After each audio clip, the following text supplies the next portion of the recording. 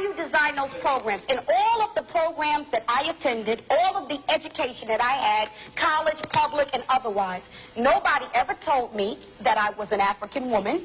Nobody ever told me what the history of African people were. Nobody ever told me that America is business, and without business you will have nothing and be nothing.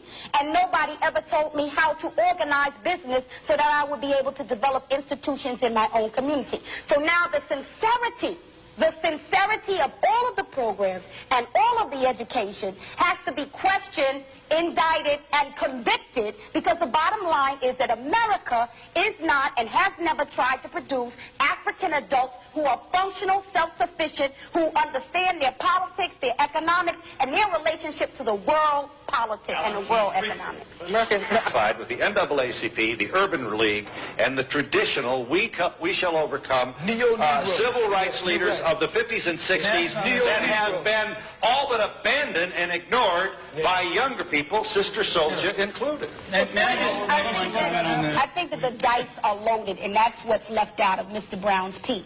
See, there was a period of time in this country after Reconstruction where African people owned a lot of land, owned a lot of businesses, and did a lot of things. But what happened was the American government, the Ku Klux Klan, and other organizations organized in smashing that effort. So it's not that we haven't tried to own lands and have not organized businesses. It's that if you are African in America, or in Latin America, or in the Caribbean, or in the continent, you will be hunted no matter what you do, because they do not want us to survive and become self-sufficient. And you can say no, but you haven't lived this life.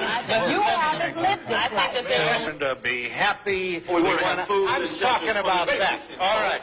Now, to paraphrase Senator Bradley of New Jersey, the state from which your piece was... Senator Bradley gets much right when he talks. He does, and he, among other things, and he's not claiming to be particularly original with the observation, we can't get there unless we go together.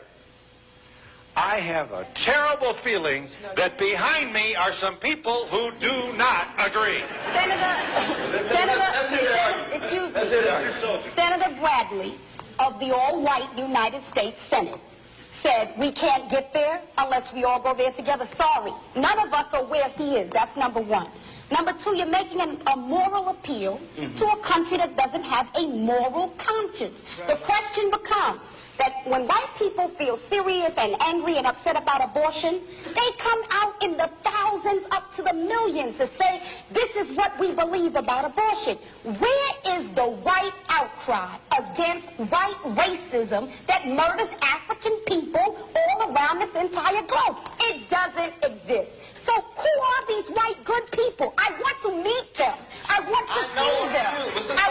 Who is not enough. But that might be all we can get. No. And guess what? I don't work with all I can get. What I work with is what I have. Listen, you have to have some confidence in the power of African people amongst ourselves to establish a foundation. We have. We have utter chaos in our cities, and you've got to see that. You can have a program. I'm not saying we've built a lot of institutions, and those institutions have not been effective. The majority of millions of African youth in this country are dying mentally, dying spiritually, dying emotionally, dying academically. And you may have a program, Mr. Brown may have a program, but what we got to talk about is an American government that tracks millions of African people who don't go to your program, don't go to Brown's program, millions of African people, not only here, but all around the world. And if we are not honest enough to say who are our friends, who are our enemies, to know what a friend is, to know what an enemy is, we will constantly be trying to get into people's parties, to shake our butts with them, to get them to like us, and that's not the question. The question is, what can we build amongst ourselves to secure ourselves from our enemies so that we will be able to survive into the future? Mayor Kelly. It's enough to know that if I walk out Washington, D.C. tonight, some black kid in Washington, D.C. is blowing up another black kid's head for a pair of sneakers because the institutions that we're talking about, not the things that we hold up to say, look, this is one example. The institutions that we're talking about are not saving the minds of those African children. That is the honest truth. You black family. None of these Negroes saved me. None of these Negroes. Your mother didn't help save you. None of them. You did it by yourself.